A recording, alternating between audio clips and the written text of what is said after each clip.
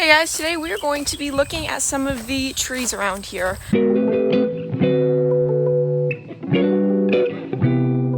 We live on 30 acres, which means there is a lot of trees on our property. We have trees over here. We are just surrounded in trees. We absolutely love trees, and we have a few interesting ones here on the farm. So today I'm going to be showing y'all them and kind of giving a little history and background on a few of them. The first one is our fig tree, which y'all have seen this before. This is the fig tree, which I feel like it almost died in 2023. If you guys remember, we had a huge Arctic blast, they called it, it was really cold, and yeah, this thing definitely didn't do well during it, but it is coming back, so that's good. And we have not really gotten anything off of it this year. We're probably not going to, but maybe next year or the year after that we'll get some. But here's the fig tree. It's doing pretty well, actually. It looks good. You can see all of this. This isn't the fig tree. This is I think it's called like China berry or something. A very invasive plant. But this is the fig tree, doing well. We're super glad it came back. And then over here is the muscadines. So the muscadines are actually really cool. All of these are muscadines over here. This is really cool over here. This is like one of my favorite things to look at. Right here is the muscadine. Now, this muscadine, I think it's a muscadine, or it's either, yeah, I think it's a muscadine. So a couple years ago, back in like 2021, I think, that's the last I remember of them, was back in 2021. There was some big, like, green, they were like this big, like they were pretty big. They were round, green muscadines. You popped open the skin and then you sucked on like the flesh, and then you'd have to spit the seeds back out, but they were like large green ones. And then there are also, of course, purple ones, but these, I don't know which ones these are. I don't see anything on them yet. I don't know. It's August 1st here, so there might not be anything on them. Probably not. But it is huge. Now this is actually, it's growing up like this. Let me step back so y'all can see. It's growing up like this because behind it, you can't see it because it's so big. Behind it is actually a tree that fell down. And this is all of the branches from the tree that's just laying right here. All of the muscadines just grew up on the branches of the tree, which is actually really cool. So absolutely love this spot, and it's so thick through here. I bet there's a snake or two in there too. I bet you can see it's just so thick through there. It's crazy. Like, that's crazy thick. Yeah, that's how much muscadines will take over your property if you're not careful. And then over here, of course, we have some more. This is these are actually growing up on a tree, so the tree is still standing, it's still alive, but the muscadines are growing up on the branches. So you can see this is the branches of the tree, and then this is the stalk right there. So just growing up on the branches of the tree, and it does provide some nice shade and stuff. So that's actually like really convenient because my garden is like right over there. There's my garden right there. So it's nice when I'm working out there, I can come and sit under this shade tree. Or this muscadine shade area. Yeah, and then you can see in there. Let me go on the other side. This is actually really cool how in the wintertime you can't go. We used to go in there in the wintertime. Can't really go in there now because of poison ivy and snakes and all that. But you can see. So when in the wintertime, when all of these leaves are dead, that kind of provides a pathway through here, and you can go right in there. And like it's like a hideout type of thing, which is, it's really beautiful in there. I'll probably get a clip of it this winter, of like inside, like under it. That would be really cool. This is another one of my favorite trees. Actually, this is a cedar tree. This is right by my garden, which is actually where I always sit and like cool off when I'm working in my garden. I always sit under this tree because it's so big. It provides a lot of shade. You can see it.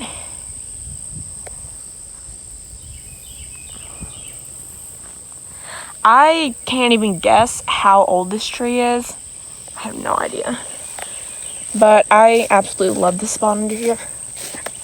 And then you can see the branches. The wood is like really cool as well. Like, It's like bark that's like peeling off. So like that's really cool. And then in there's a little, I don't know what's in there. Probably a wasp nest or something, or a bee's nest, or maybe a snake hideout. I don't know what that is in there. This bark is just really cool though. So a cicada lays eggs in the ground, and then 17 years later it pops out of the ground, and I'm pretty sure it like sheds its shell, and then it like dies very soon. Like I think it only lives for like a day or a week or something like that. It lives a very short time, but moral of the story, it stays in the ground for 17 years, which is absolutely crazy. And I think I also see like a lot of like holes in the ground. Like here's a hole in the ground right here. I think that cicadas are like down underneath this, and then they pop out and then they shed up here. They shed that case that I just showed y'all, because like I'm seeing a ton here. Like this is the remaining of one. There is just a ton around here. So I don't know why. And we've always seen them around here. So maybe it's something to do with they come up and then shed on this tree. So that's what I'm guessing. Here is our pecan tree. Now this pecan tree has not really given us much in the past. I don't think it's really old enough to. Looks like we might get a couple here. Really, the reason why we have not been getting much the last few years is deer has eaten them before they're even ready. Look at these. These pecans are really pretty. Really beautiful, vibrant green color. It's like a lime green color almost. Really beautiful. And then there are more over here if the deer didn't eat them. Here. So they're not ready. You gotta wait till they get brown, and then I believe they like drop on the ground and then they get brown. I think that's how they do it, but usually the deer eat them, which is really annoying, but we really can't do anything about that. Here's some more. So this is another tree in which I really like on the farm. Honestly, I like all the trees, but this is like one of my favorites. Here's a bird's nest. Not much in there, but if I would have showed y'all this back a few months ago, there would have been little baby birds in there, because we do have a lot of baby birds around here. So, because we have a lot of trees, which means birds come and lay their eggs in the nest, or they make nests and they lay their eggs. And we have a bunch of little baby birds around here. So, pecan tree's looking good. If only we can get the pecans before the deer do. So we'll see.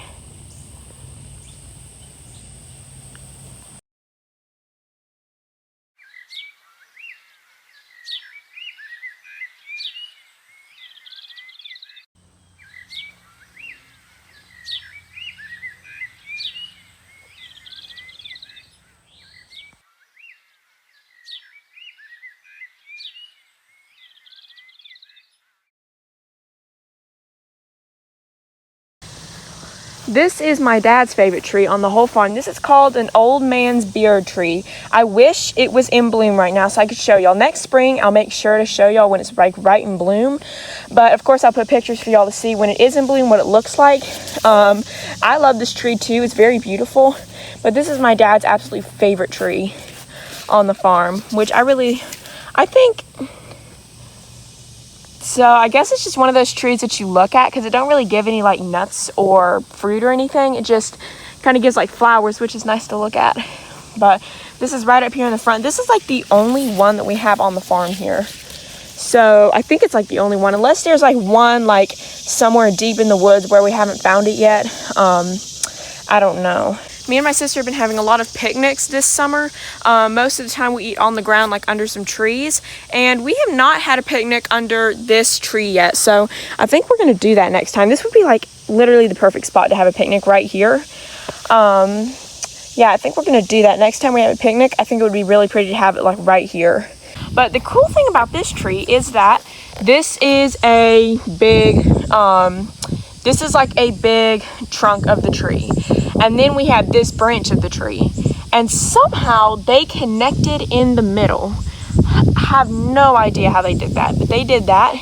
Connects right in the middle. It's like a little bridge, but this tree is absolutely huge. I can't even get it all in the camera because it's just so huge.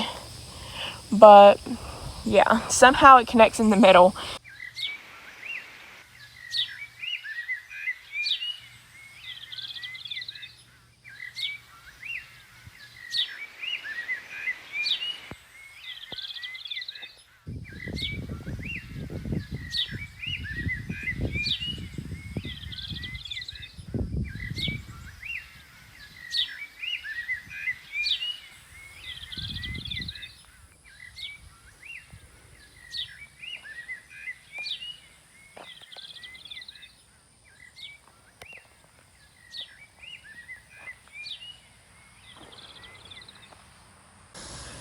Okay, so moving on, we have the chestnut tree. Now, this is what we're going to be learning about today. This is a very cool tree on the farm. Absolutely incredible. Probably, it's a very huge, not the biggest tree on the farm, but it is still really huge. Back in 1905, an Asian blight came over on Japanese chestnut trees to America, and it infected all of the American chestnut trees. Now, back then, American chestnut trees were a big deal for Americans. They provided a food source from the nuts they gave off. They also provided some good wood for furniture, and Americans used it all the time to primarily for furniture, but it was also a food source. When the Asian blight came over on Japanese chestnut trees, it really affected the American chestnut tree population. It killed almost every American chestnut tree. Most of the time, you can find American chestnut trees, usually in Michigan. They are all over the Appalachian Mountains, but they are not many of them at all. There are only about 6 million trees left, which is not much at all. We have a Chinese chestnut tree here. There are several types. There's Japanese, there is American. So over in Japan, they have Japanese chestnut trees. They use them for a very large food source over there. They use it in flavorings for coffee and bread and cakes, all sorts of things.